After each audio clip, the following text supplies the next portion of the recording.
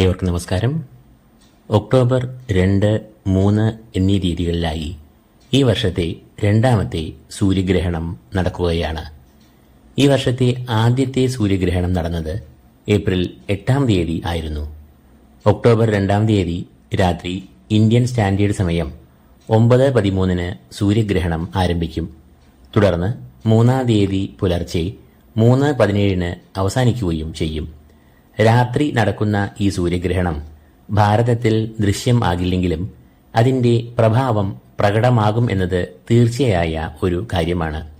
സൂര്യഗ്രഹണത്തിന്റെ പ്രഭാവം എന്ന് പറയുന്നത് ഒരു ദിവസത്തേക്ക് മാത്രമല്ല എന്ന് അറിയുക.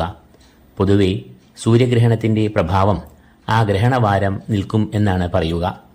ചില രാശിജാതരെ സൂര്യഗ്രഹണം ഏറെ പ്രതികൂലമായി ബാധിക്കാം. ആ രാശിജാതർ ഒരു അധികമായ കരുതൽ, ശ്രദ്ധ എന്നിവയെല്ലാം ഈ ഗ്രഹണവാരം പുലർത്തുന്നത് ഏറെ നല്ലതായിരിക്കുമെന്ന് പറഞ്ഞുകൊള്ളട്ടെ. കാരണം ഈ രണ്ടാമത്തെ സൂര്യഗ്രഹണം നടക്കുന്നത് കന്നിരാശിയിൽ ആകുന്നു. നിലവിൽ കന്നിരാശിയിൽ സൂര്യൻ, ചന്ദ്രൻ, ബുധൻ എന്നിവരും തമോഗ്രഹങ്ങളിൽ പ്രധാനിയും സൂര്യചന്ദ്രന്മാരുടെ ശത്രുവും ഗ്രസിക്കുന്നവനും ആയ കേതുവും നിൽക്കുന്നു.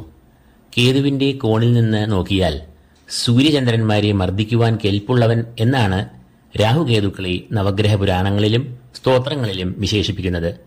ആ കേതുവാണ് ഈ സൂര്യഗ്രഹണത്തിൽ ജ്യോതിഷപരമായി ഗ്രസിക്കുന്നതും തൽഫലമായി ഗ്രഹണം സംഭവിക്കുന്നതും. ഗ്രഹണം നടക്കുന്ന കന്നിരാശിയിൽ നിന്നും നേരെ 7ാം രാശിയിൽ രാഹു നിൽക്കുന്നു. എങ്കിലും ഇവിടെ ആധിപത്യവും ദോഷവും വരുത്തുന്നത് കേതുവാണ് എന്ന് അറിയുക. ഈ ഗ്രഹണത്തിൽ തങ്ങളുടെ ദൃഷ്ടികൾ കൊണ്ട് ദോഷത്തെ കൂട്ടുന്ന ഒരു ഗ്രഹവും ദോഷത്തിന്റെ കാഠിന്യം കുറയ്ക്കുന്ന ഒരു ഗ്രഹവും ഉണ്ട്. ചൊവ്വയും വ്യാഴവും ആണ് ആ 2 ഗ്രഹങ്ങൾ. ചൊവ്വ മിഥുനം രാശിയിൽ നിലനിന്നുകൊണ്ട് തന്റെ വിശേഷാൽ ദൃഷ്ടിയാൽ ഗ്രഹണം നടക്കുന്ന കന്നിയിലേക്ക് ദൃഷ്ടിയൂന്നുമ്പോൾ അത് ദോഷങ്ങളെ കൂട്ടുന്നു. എന്നാൽ ഏറ്റവും ശുഭനായ വ്യാഴം ഇടവത്തിൽ നിന്നുകൊണ്ട് തന്റെ വിശേഷാൽ ദൃഷ്ടിയാൽ കന്നിയിൽ ദൃഷ്ടി പതിപ്പിക്കുമ്പോൾ അത് ദോഷങ്ങളുടെ ആധിക്യത്തെ കുറയ്ക്കുകയും ചെയ്യും. അപ്പോൾ ഇനി നമുക്ക് ഓരോ രാശിജാതരും ഈ സൂര്യഗ്രഹണവാരം എടുക്കേണ്ട കരുതൽ എന്തെല്ലാം ആണ്, ആരെയാണ് ഈ ഗ്രഹണം കൂടുതൽ ദോഷകരമായി ബാധിക്കുവാൻ സാധ്യത എന്നെല്ലാം ഗ്രഹങ്ങളുടെ നിലയും ആധിപത്യവും ആസ്പദമാക്കി വിശകലനം ചെയ്യാം. ആദ്യമായി മേടക്കൂർ. അശ്വതി, ഭരണി, കാർത്തിക, കാൽ എന്നീ നക്ഷത്രങ്ങളാണ് ഈ കൂറിൽ വരുന്നത്. ഈ കൂറുകാരുടെ 6ാം ഭാവത്തിൽ നിലകൊള്ളുന്ന സൂര്യനാണ് ഗ്രഹണം സംഭവിക്കുന്നത്. സൂര്യൻ ഈ കൂറുകാരുടെ 5ാം ഭാവാധിപൻ ആകുന്നു. ചന്ദ്രനും ഈ 6ാം ഭാവത്തിൽ നിൽക്കുന്നു. 6ാം ഭാവം എന്നത് ശത്രുക്കൾ, കടം, രോഗദുരിതങ്ങൾ എന്നിവയെ കുറിക്കുന്ന ഭാവം ആകുന്നു. 6ൽ സൂര്യൻ നിൽക്കുന്നത് പൊതുവെ ഇവർക്ക് ശുഭകരമായ ഫലങ്ങളെ നൽകും. എന്നാൽ അതേ സൂര്യൻ ഗ്രഹണത്തിന് വിധേയമാകുമ്പോൾ തീർത്തും ക്ഷീണിതനും ആകുന്നു. തൽഫലമായി രോഗപ്രതിരോധ ശേഷി നഷ്ടപ്പെടും. ശാരീരികമായ ക്ലേശങ്ങൾ, രോഗങ്ങൾ എന്നിവ വന്നു ഭവിക്കാം. സൂര്യൻ 5ാം ഭാവാധിപനും ആകയാൽ സന്താനങ്ങളുടെ ആരോഗ്യം, വിദ്യാഭ്യാസം, പഠനം എന്നിവയെയും ഗ്രഹണ സൂര്യൻ പ്രതികൂലമായി ബാധിക്കാവുന്നതാണ്. കുടുംബത്തെ കുറിക്കുന്ന ഭാവമായ 4ാം ഭാവത്തിന്റെ അധിപനായ ചന്ദ്രനും കേതുയോഗം വരുന്നതിനാൽ കുടുംബത്തിലും ഒരു സുഖക്കുറവ്, മാനസികമായ സ്വാരസ്യങ്ങൾ എന്നിവയ്ക്ക് കാരണമാകാം. രണ്ടാമതായി ഇടവക്കൂർ. കാർത്തിക, മുക്കാൽ, രോഹിണി, മകയിരം, ആദ്യ പകുതി എന്നീ നക്ഷത്രങ്ങളാണ് ഈ കൂറിൽ വരുന്നത്. ഈ കൂറുകാരുടെ 5ാം ഭാവത്തിലാണ് സൂര്യൻ ഗ്രഹണത്തിന് വിധേയം ആകുന്നത്. 5ാം ഭാവം എന്നത് ബുദ്ധി, വിവേകം, ഓർമ്മ, വിദ്യാഭ്യാസം എന്നിവയെല്ലാം കുറിക്കുന്നു. സന്താനങ്ങളെയും അവരുടെ ആരോഗ്യത്തെയും പഠനത്തെയും എല്ലാം കുറിക്കുന്നതും ഈ ഭാവം കൊണ്ട് തന്നെ. അപ്പോൾ ഈ ഭാവത്തിൽ ഗ്രഹണം നടക്കുമ്പോൾ ഈ വാരം മനസ്സിന് ഒരു വല്ലാത്ത ആശയക്കുഴപ്പം, മനഃശാഞ്ചല്യം എന്നിവ ഉണ്ടാകാം. അത് തീരുമാനങ്ങൾ എടുക്കുന്നതിൽ കാലതാമസം, അതുകൊണ്ട് കാര്യവിഘ്നം, പരാജയം എന്നിവയെയും ഉണ്ടാക്കാം. വളരെ മനസ്സിരുത്തി ചെയ്യേണ്ട കാര്യങ്ങളിൽ വീഴ്ച വരികയും അതുമൂലം ഔദ്യോഗിക രംഗങ്ങളിൽ തിരിച്ചടികൾ നേരിടേണ്ട സാഹചര്യവും വന്നുചേരാം. വിദ്യാർത്ഥികൾക്ക് പഠനത്തിൽ വിരസത, അലസത എന്നിവ അനുഭവപ്പെടാം. മത്സര പരീക്ഷകളിൽ പങ്കെടുക്കുന്ന ഉദ്യോഗാർത്ഥികൾക്കും അശ്രദ്ധ മൂലം സുവർണാവസരങ്ങൾ കയ്യെത്തും അകലെ വഴുതിപ്പോകാം. 5ാം ഭാവം എന്നത് വാതുവെപ്പിനെ കുറിക്കുന്നു. അതായത് ഇന്നത്തെ ഓഹരി വിപണി, ഷെയർ മാർക്കറ്റ് ഒക്കെയാണല്ലോ വാതുവെപ്പ്. അതുകൊണ്ട് ഷെയർ മാർക്കറ്റ്, ഭൂമി ക്രയവിക്രയം എന്നിവയിൽ ഏർപ്പെടുന്നവർ ഈ വാരം വലിയ തോതിൽ പണം കണ്ണും പൂട്ടി നിക്ഷേപിക്കുന്നത് തിരിച്ചടികൾ വരുത്തിവെക്കാം. മൂന്നാമതായി മിഥുനക്കൂർ, മകയിരം രണ്ടാം പകുതി, തിരുവാതിര, പുണർദം മുക്കാൽ എന്നീ നക്ഷത്രങ്ങളാണ് ഈ കൂറിൽ വരുന്നത്. ഈ കൂറുകാരുടെ 4-ാം ഭാവത്തിലാണ് സൂര്യഗ്രഹണം സംഭവിക്കുന്നത്. സൂര്യൻ എന്നത് ഈ കൂറുകാരുടെ 3-ാം ഭാവാധിപൻ ആകുന്നു. 4-ാം ഭാവം എന്നതുകൊണ്ട് കുടുംബജീവിതം, കുടുംബാംഗങ്ങൾ, മാതാവ്, വാഹനങ്ങൾ, മനസ്സുഖം എന്നിവയെ എല്ലാം കുറിക്കുന്നു. ഈ ഭാവത്തിൽ ഗ്രഹണം സംഭവിക്കുമ്പോൾ അത് കുടുംബത്തിൽ അസ്വാരസ്യങ്ങൾ, സുഖക്കുറവ്, ടെൻഷൻ, കുടുംബാംഗങ്ങൾക്ക് ശാരീരികമായ വൈഷമ്യങ്ങൾ, രോഗങ്ങൾ, വാഹനം മൂലമുള്ള അപകടം എന്നിവയ്ക്കെല്ലാം സാധ്യത ഉണ്ടാക്കാം. തൊഴിൽ രംഗത്തും പ്രതിസന്ധികൾ, മേലധികാരികളുടെ അപ്രീതി എന്നിവയ്ക്ക് കാരണമാകാം. ഭൂമി, ഭൂസ്വത്തുക്കൾ എന്നിവയെയും ഈ ഭാവം കുറിക്കുന്നു എന്നതിനാൽ റിയൽ എസ്റ്റേറ്റ് ബിസിനസ്സിലുള്ളവർ നല്ല കരുതൽ എടുക്കേണ്ട വാരമാണ് ഇത്. ഭൂമി ക്രയവിക്രയങ്ങളിലും നല്ല കരുതൽ പുലർത്തിയില്ലെങ്കിൽ അത് ഈ കൂറുകാർക്ക് കനത്ത നഷ്ടങ്ങൾ വരുത്തിവെക്കാം. 4-മതായി കർക്കിടകക്കൂർ, പുണർദം, കാൽ, പൂയം, ആയില്യം എന്നീ നക്ഷത്രങ്ങളാണ് ഈ കൂറിൽ വരുന്നത്. കർക്കിടകക്കൂറുകാരുടെ 3-ാം ഭാവത്തിലാണ് ഗ്രഹണം നടക്കുന്നത്. സൂര്യൻ ഈ കൂറുകാരുടെ 2-ാം ഭാവാധിപനും ആകുന്നു. 2-ാം ഭാവം എന്നത് ധനസ്ഥാനമെന്നും വാക്സ്ഥാനമെന്നും അറിയപ്പെടുന്നു. 2-ാം ഭാവാധിപന് ഗ്രഹണം സംഭവിക്കുന്നത് ധനനഷ്ടങ്ങൾ, സാമ്പത്തികമായ പ്രതിസന്ധികൾ എന്നിവയിലേക്ക് നയിക്കാം. അതുകൊണ്ട് തന്നെ ഈ വാരം വിശ്വാസയോഗ്യമല്ലാത്ത സ്ഥാപനങ്ങളിൽ നിന്നും കടമെടുക്കുക, ഉടമ്പടികൾ ഇല്ലാതെ കടം കൊടുക്കുക എന്നിവയ്ക്കൊന്നും മുതിരരുത്. കൂടാതെ വാക്പിഴവ്, അതുമൂലം വിവാദങ്ങൾ, മാനഹാനി എന്നിവയ്ക്കും സാധ്യത കാണുന്നു എന്നതിനാൽ വാക്കുകളിൽ നല്ല സംയമനം പാലിക്കുക. 5-മതായി ചിങ്ങക്കൂർ, മകം, പൂരം, ഉത്തരം കാലനീ നക്ഷത്രങ്ങളാണ് ഈ കൂറിൽ വരുന്നത്. ഈ കൂറുകാരുടെ രാശ്യാധിപൻ തന്നെയാണ് സൂര്യൻ. ആ സൂര്യന് ഗ്രഹണം സംഭവിക്കുന്നത് 2-ാം ഭാവത്തിലും ആകുന്നു. ഈ കൂറുകാരുടെ 12-ാം ഭാവാധിപനായ ചന്ദ്രനും സൂര്യനുമായി ചേർന്ന് ഗ്രഹണരാശിയിൽ നിലകൊള്ളുന്നു.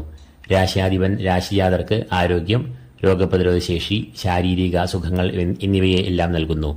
എന്നാൽ ആ രാശ്യാധിപന് ഗ്രഹണം സംഭവിക്കുമ്പോൾ അത് ശാരീരികമായ ക്ലേശങ്ങൾ, അനാരോഗ്യം, രോഗങ്ങൾ, ഭക്ഷണത്തിൽ നിന്നും വിഷബാധ എന്നിവയ്ക്കെല്ലാം സാധ്യതയെ ഉണ്ടാക്കാം.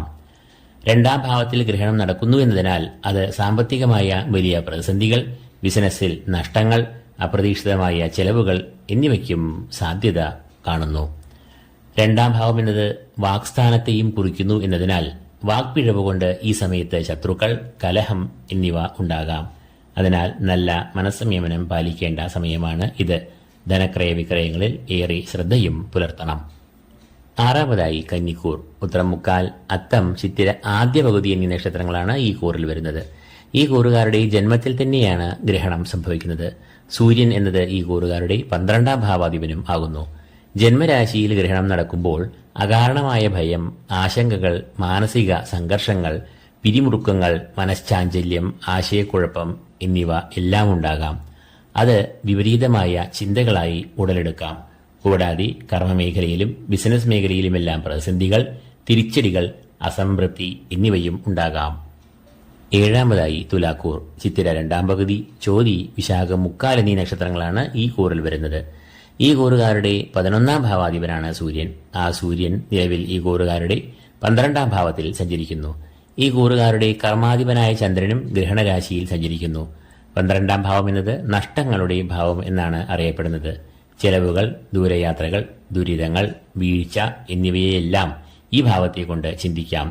12-ാം ഭാവത്തിൽ ഗ്രഹണം നടക്കുമ്പോൾ ധനനഷ്ടം, സാമ്പത്തികമായ പ്രതിസന്ധികൾ, ബിസിനസ്സിൽ നഷ്ടം, അപ്രതീക്ഷിതമായ ചെലവുകൾ, ലക്ഷ്യപ്രാപ്തി നേടാനാകാത്ത ദൂരയാത്രകൾ, അലച്ചിൽ, ശത്രുശല്യം എന്നിവയെല്ലാം വന്ന് ഭവിക്കാം.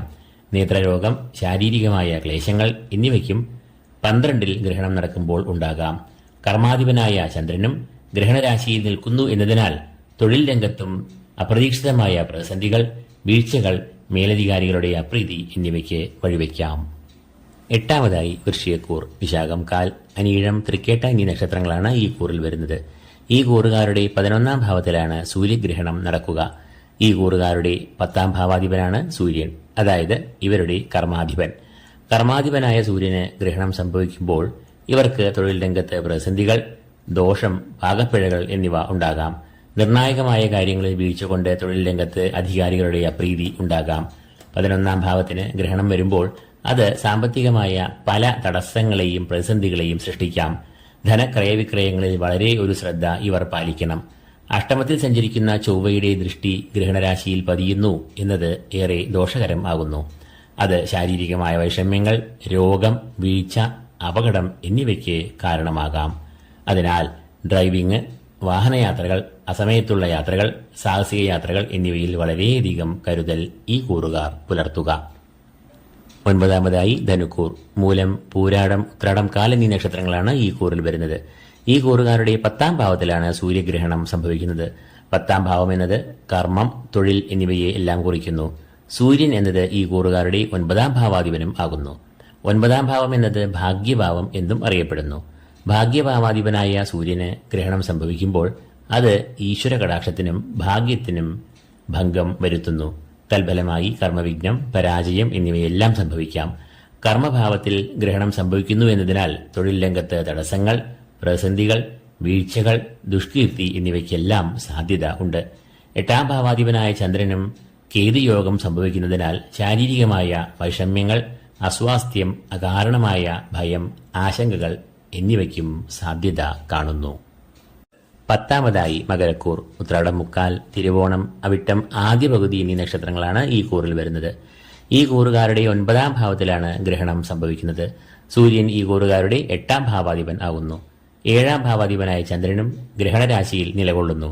അഷ്ടമഭാവം എന്നത് ആയുർഭാവം എന്നാണ് അറിയപ്പെടുന്നത്. 9-ാം ഭാവത്തിൽ ഗ്രഹണം നടക്കുന്നു എന്നതിനാൽ ഈശ്വരകടാക്ഷം, ഗുരുകടാക്ഷം എന്നിവയ്ക്ക് ഭംഗം എന്നിവയെ എല്ലാം വരുത്താവുന്നതാണ്. തൽഫലമായി വിഘ്നം, പരാജയങ്ങൾ എന്നിവയും ഉണ്ടാകാം. 7-ാം ഭാവാധിപനായ ചന്ദ്രനും പാപയോഗം വരുന്നു എന്നതിനാൽ ജീവിത പങ്കാളിയുമായി അഭിപ്രായ ഭിന്നതകൾ, ജീവിത പങ്കാളിക്ക് ആരോഗ്യ പ്രശ്നങ്ങൾ, മാനസികമായ സംഘർഷങ്ങൾ എന്നിവയെല്ലാം ഉണ്ടാകാം. 11-ാമതായി കുംഭക്കൂർ. അവിട്ടം 2-ാം പകുതി, ചതയം, പൂരോരുട്ടാതി, മുക്കാൽ എന്നീ നക്ഷത്രങ്ങളാണ് ഈ കൂറിൽ വരുന്നത്. ഈ കൂറുകാരുടെ 8-ാം ഭാവത്തിലാണ് സൂര്യന് ഗ്രഹണം സംഭവിക്കുന്നത്. സൂര്യൻ കുംഭക്കൂറുകാരുടെ 7-ാം ഭാവാധിപൻ ആകുന്നു. ഈ കൂറുകാരുടെ 6-ാം ഭാവാധിപനായ ചന്ദ്രനും ഗ്രഹണരാശിയിൽ കേതുവുമായി യോഗം ചെയ്ത് നിലകൊള്ളുന്നു. 7-ാം ഭാവം എന്നത് പ്രണയം, ദാമ്പത്യബന്ധം എന്നിവയെ എല്ലാം കുറിക്കുന്നു. 7-ാം ഭാവാധിപനായ സൂര്യന് ഗ്രഹണം സംഭവിക്കുമ്പോൾ അത് ദാമ്പത്യ ജീവിതത്തിൽ വിള്ളലുകൾ, കലഹങ്ങൾ എന്നിവയെ സൃഷ്ടിക്കും. 7-ാം ഭാവം എന്നത് പാർട്ട്ണർഷിപ്പ് ബിസിനസിനെയും കുറിക്കുന്നു എന്നതിനാൽ ബിസിനസ് മേഖലയിൽ പ്രതിബന്ധങ്ങൾ, കലഹങ്ങൾ, ധനനഷ്ടം എന്നിവയ്ക്കെല്ലാം സാധ്യത കാണുന്നു. ദൂരയാത്രകൾ, ഡ്രൈവിംഗ് എന്നിവയിൽ വളരെയധികം ജാഗ്രത ഈ കൂറുകാർ പാലിക്കേണ്ടതുണ്ട്. 12-ാമതായി മീനക്കൂർ. പൂരോരുട്ടാതികാൽ, ഉത്രട്ടാതി, രേവതി എന്നീ നക്ഷത്രങ്ങളാണ് ഈ കൂറിൽ വരുന്നത്. മീനക്കൂറുകാരുടെ 7-ാം ഭാവത്തിലാണ് ഗ്രഹണം സംഭവിക്കുന്നത്. ഈ കൂറുകാരുടെ 6-ാം ഭാവാധിപനാണ് സൂര്യൻ. 7-ാം ഭാവം എന്നത് കളത്രഭാവം എന്നാണ് അറിയപ്പെടുന്നത്. 5-ാം ഭാവാധിപനായ ചന്ദ്രനും ഇതേ ഭാവത്തിൽ നിൽക്കുന്നു. പ്രണയം, വിവാഹം, ദാമ്പത്യബന്ധം എന്നിവയെ 7-ാം ഭാവത്തിൽ നടക്കുന്ന ഗ്രഹണം പ്രതികൂലമായും ദോഷകരമായും ബാധിക്കാം. പാർട്ട്ണർഷിപ്പ് ബിസിനസിനെയും 7-ാം ഭാവത്തിൽ നടക്കുന്ന ഗ്രഹണം ദോഷകരമായി ബാധിക്കാം. നഷ്ടങ്ങൾ വരുത്തിവെക്കാം. 5-ാം ഭാവാധിപനായ ചന്ദ്രനും പാപയോഗം വരുന്നു എന്നതിനാൽ സന്താനങ്ങളുടെ ആരോഗ്യം, പഠനം എന്നിവയിലും ഏറെ ശ്രദ്ധ പുലർത്തേണ്ട സമയമാണ് ഇത്.